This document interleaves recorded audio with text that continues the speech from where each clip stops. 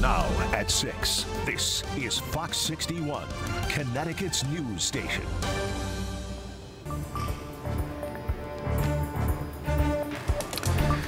Cleanup continues in communities hit by catastrophic flooding. President Biden just approving Governor Lamont's request for an emergency declaration as residents continue to pick up the pieces from that historic rainfall.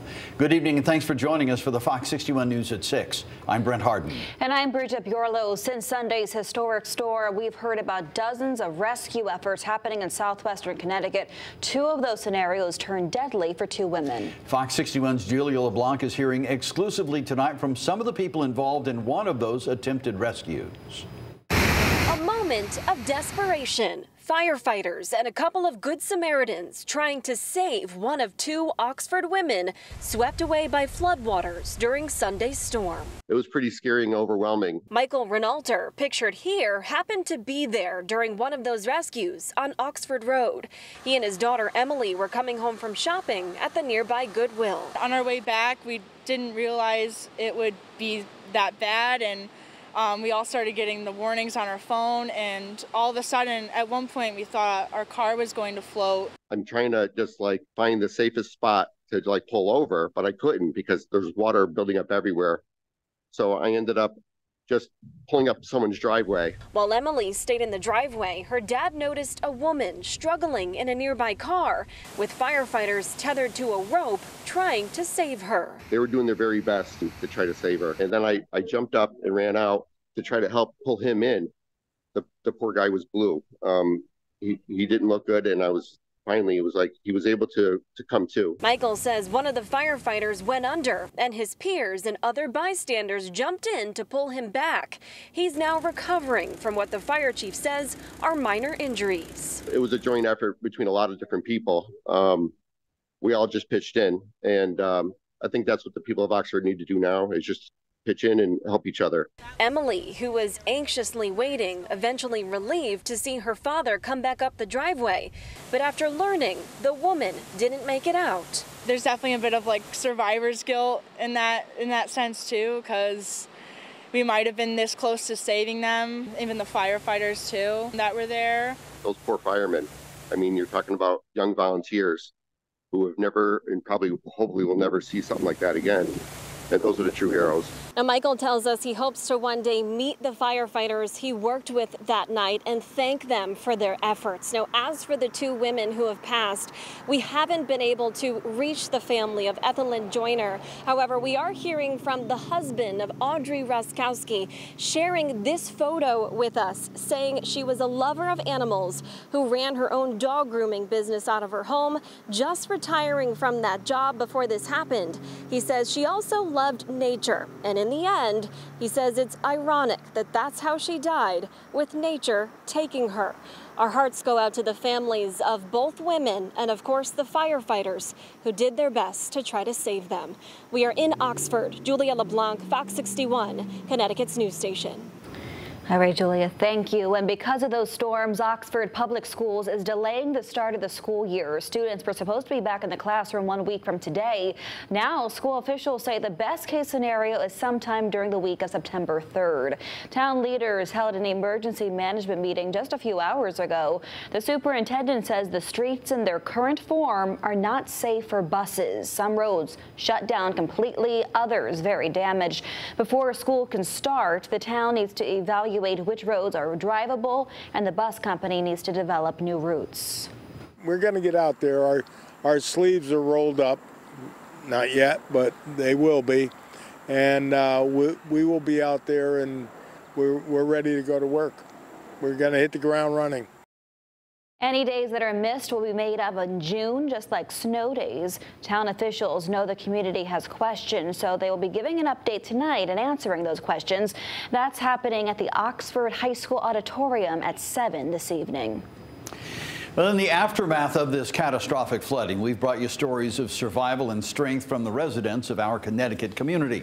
Today, we visited the small business owners who make our state run to see how they've been impacted. Fox 61's Matt Caron is in Seymour to share their story. Here at Claridus Village, it's the economic engine of Seymour. There are 16 businesses in this plaza. 14 of them were completely destroyed. Most of them are locally owned, including the plaza itself. My dad and my uncles built this plaza, and our tenants are our family. Those tenants now in tears. This is my life. This is my life. The Patel family has owned Woodland Wine and Spirits for 20 years. On this day, donning hazmat suits to gut the shop. $500,000 in damage. In a matter of a couple hours on Sunday, it's just all gone.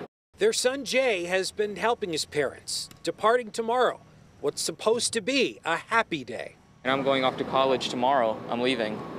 It's bad timing. I won't even be here to help. A few storefronts down, is nothing can we save. Mike Abe waded through the mud and muck that covers his diner, but not his fighting spirit. I'm coming back. I'm coming back better and stronger. We will do it. Vowing to rebuild, no help from insurance. The insurance company tell all of us, no thank you. They don't want to even hear us. This was the route of the flooding. Little River. On Sunday, not so little, swelling to about 20 feet deep and 40 feet wide. Many hands made Wednesday's work a little easier. Work that will continue for months. Neighbors helping neighbors, businesses helping businesses. We're bringing lunch here for the next couple of days for them. As a business owner as well, it just hits home, because what if it happened to you? A community coming together, giving hope in the darkest of days. That's what is putting a smile in my face today. That's the one. I lost everything. I lost everything. But what I see now, it's amazing. The owner of the plaza tells me that once all the damaged inventory is thrown away, they're going to get an industrial cleaning company to come in and gut the insides of all these stores. The silver lining here, the structure is sound. None of these buildings will have to be knocked down. Reporting in Seymour, Matt Caron, Fox 61, Connecticut's news station.